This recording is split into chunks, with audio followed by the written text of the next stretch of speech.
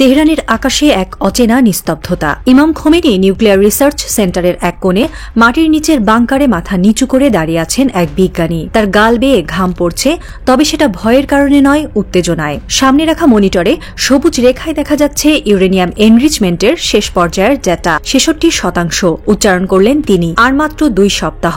২ সপ্তাহেই সম্পূর্ণ হবে সেই প্রস্তুতি যার কথা তেহরান আর ওয়াশিংটনের মধ্যে চলমান কূটনৈতিক উত্তেজনার পেছনের মূল রহস্য। কিন্তু আজকের এই যাত্রা কি কেবল পারমাণবিক শক্তির, নাকি এক নতুন মধ্যপ্রাচ্য গঠনের নীল নকশা? দূরে কোথাও শোনা যাচ্ছে আজাদের মিনারে জাতীয় সঙ্গীতের মৃদু প্রতিধ্বনি, অথচ আকাশে কোনো বিমানের আওয়াজ নেই। রাস্তাঘাট নিস্তব্ধ, যেন এক অজানা অপেক্ষা তেহরানের শরীরে জমে উঠছে।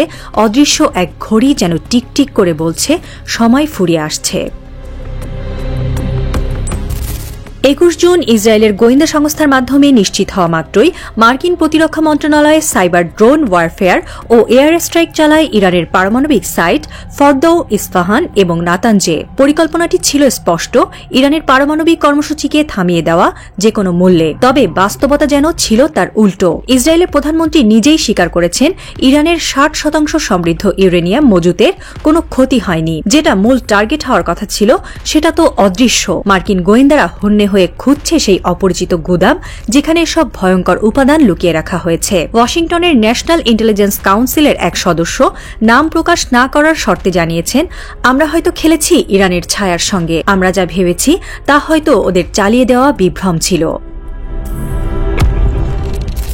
সবাই যখন তাকিয়েছিল ফর্দৌর দিকে, তখন কি খুরামাবাদ বা খুরজিস্তানের ভূগর্ভস্থ কোনো গুহায় ঘুম ভাঙছিল এক পারমাণবিক দৈত্যের? বিশ্লেষক ইয়ান স্টুয়ার্ট বলেছেন, ইরানের কাছে এখন এতটাই ইউরেনিয়াম আছে যা দিয়ে একেবারে 10টি পারমাণবিক বোমা বানানো সম্ভব। সেটাই যদি সত্য হয়, তাহলে প্রশ্ন, ইরান কি সত্যিই ফর্দৌকে স্রেফ একটি ডেকয় হিসেবে ব্যবহার করেছে? কূটনৈতিক মহলে এ ধারণা তীব্র হচ্ছে যে ইরান নিজেরাই ফোকাস পয়েন্ট তৈরি করেছে যাতে শত্রুরা ভুল পথে হাঁটে। এই ভ্রান্ত পথে চালানো আক্রমণের সুযোগে মূল কার্যক্রম সরে গেছে এমন অঞ্চলে যেগুলোর নাম এখনো সিআইএর ডাটাবেজেও নেই। মিসর একটি নতুন নাম ঘোরাঘুরি করছে মধ্যপ্রাচ্যের কিছু গোয়েন্দা রিপোর্টে। এটি কোথায় আদৌ বাস্তব কিনা নিশ্চিত নয় কেউ। তবে যদি এটা সত্য হয়, তাহলে তা হবে বিশ্বের সামনে এক ভয়াবহ ধাঁধা। আন্তর্জাতিক পারমাণবিক সংস্থা আইএইএ জানিয়েছে, ইরান ইতোমধ্যেই ৬০% পর্যন্ত ইউরেনিয়াম এনরিচ করেছে। পারমাণবিক বোমা বানানোর জন্য দরকার ৮০ থেকে ৯০%। এখন বাকি যা আছে সেটা গবেষণাগারে ১ বা ২ সপ্তাহের কাজ। মানে মাত্র ১৪ দিন পরে ইরানের হাতে এমন কিছু থাকতে পারে যা গত কয়েক দশকের জিওপলিটিক্সকে এক ঝটকায় পাল্টে দিতে পারে। আইএইএ এর মতে, শুধুমাত্র এনরিচড ইউরেনিয়াম থাকলেই বোমা তৈরি সম্ভব নয়। প্রয়োজন আরও কয়েকটি উপাদান: ওয়ারহেড ডিজাইন, ডেলিভারি সিস্টেম আর সবশেষে রাজনৈতিক অনুমোদন। তবে সবচেয়ে গুরুত্বপূর্ণ হল এই ৬০% ইউরেনিয়ামের উপস্থিতি ইঙ্গিত দেয় যে ইরান চাইলেই এখন ব্রেকআউট টাইম নামক চূড়ান্ত পর্যায়ে প্রবেশ করতে পারে। এই মুহূর্তে খোদ আইএইএ এর ভিয়েনা সদর দপ্তরে জরুরি বৈঠক হচ্ছে একের পর এক। ইউরোপীয় ইউনিয়নের প্রতিনিধিরা উদ্বেগ প্রকাশ করেছেন, ইরান যদি চাইলেই এখন পারমাণবিক বোমা বানাতে পারে, তাহলে এটাকে আর ঠেকানো যাবে না, বরং ম্যানেজ করতে হবে। আরও উদ্বেগের বিষয়, ইরান সংসদ আইএইএ থেকে অব্যাহতি নেওয়ার বিল পাশ করছে পারমাণবিক সাইটে আমেরিকান হামলার প্রতিবাদ হিসেবে। ফলে তথ্য যাচাই অসম্ভব হয়ে পড়ছে। অনেকে বলছে ইরান আন্তর্জাতিক বিধি মেনে চলছে না। কিন্তু প্রশ্ন হচ্ছে, আজকের আন্তর্জাতিক ক্ষমতার ভারসাম্য কি আদৌ এখন নিয়ম মেনে চলে? বিশ্ব জানে ইরানের মোট 7টি নিউক্লিয়ার সাইট রয়েছে। হামলা হয়েছে মাত্র 3টিতে। তাহলে বাকি 4টি কি করছে? এই প্রশ্ন এখন গোয়েন্দা মহলের কপালে গভীর ভাঁজ ফেলেছে। তথ্য অনুযায়ী ফর্দৌ, ইস্পাহান এবং নাতানজের বাইরে থাকা 4টি সাইট যথাক্রমে খুরামাবাদ, দালাম এবং খুরজিস্তান ও আরাজ। এর মধ্যে খুরামাবাদ দীর্ঘদিন ধরেই রেভলিউশনারি গার্ডের নিয়ন্ত্রণে। মার্কিন গোয়েন্দা প্রতিষ্ঠান এনএসএর ধারণা, সেখানে সম্ভবত ডিপ আন্ডারগ্রাউন্ড রিয়েক্টর বসানো হয়েছে যা স্যাটেলাইট রাডারে ধরা পড়ে না। সাম্প্রতিক স্যাটেলাইট ইমেজে খুরামাবাদের ট্রাক চলাচল বেড়েছে। খুরজিস্তানে বালুর মধ্যে চৌবাচ্চা আকারের নির্মাণ দেখা যাচ্ছে। দালাম অঞ্চলে গভীর গুহার প্রবেশপথে সেনা মোতায়েন বৃদ্ধি পেয়েছে।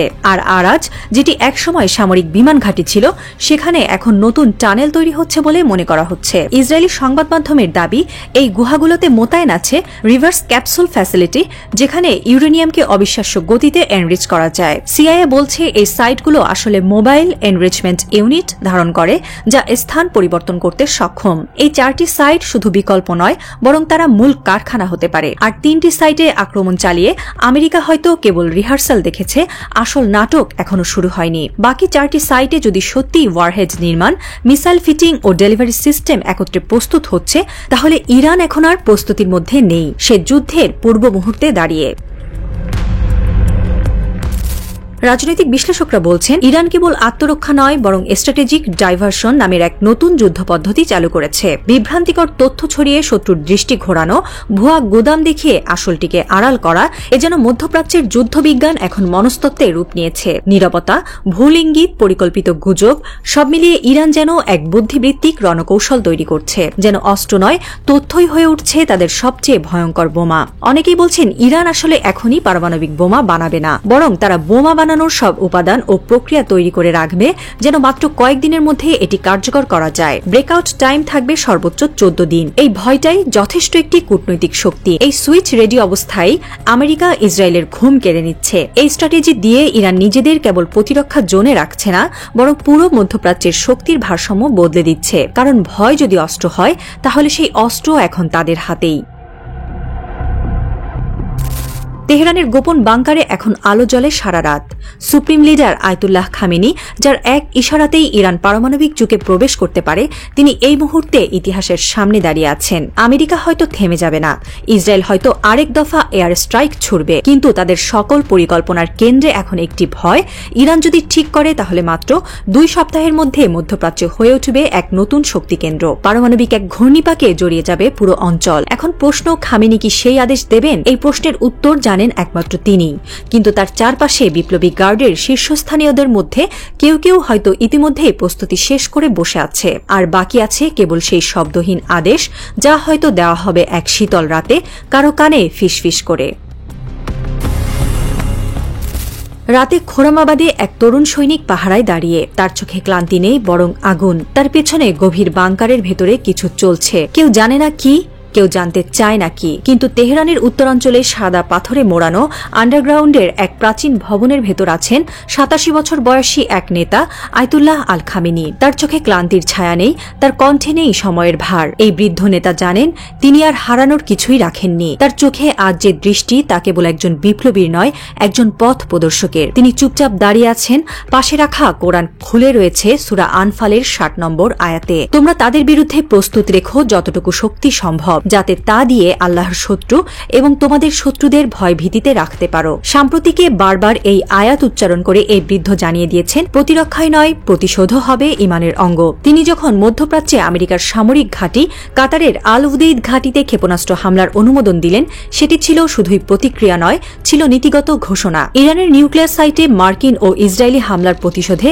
তিনি যেন বললেন, এখন আমি খেলব জেতার জন্য শেষ নিঃশ্বাস পর্যন্ত। বিশ্লেষকদের অনেকে মনে করছেন, ইরান যদি হঠাৎ করে পারমাণবিক বিস্ফোরণের ঘোষণা দেয়, তাহলে সেটি হবে কেবলমাত্র প্রযুক্তির প্রকাশ নয়, বরং খামেনির রাজনীতির সর্বোচ্চ বয়ান। সেটি হবে ধর্ম, প্রতিশোধ ও নেতৃত্বের মিলনবিন্দু। তার অ্যাকশন বলে সময় এসেছে। আয়াতুল্লাহ আলী খামেনি হয়তো শেষ অধ্যায়ের কলমটা নিজের হাতে ধরেছেন, আর সেই কলমের কালিতে লেখা হতে পারে ইউরেনিয়াম অ্যাটম বোমের বিস্ফোরণ।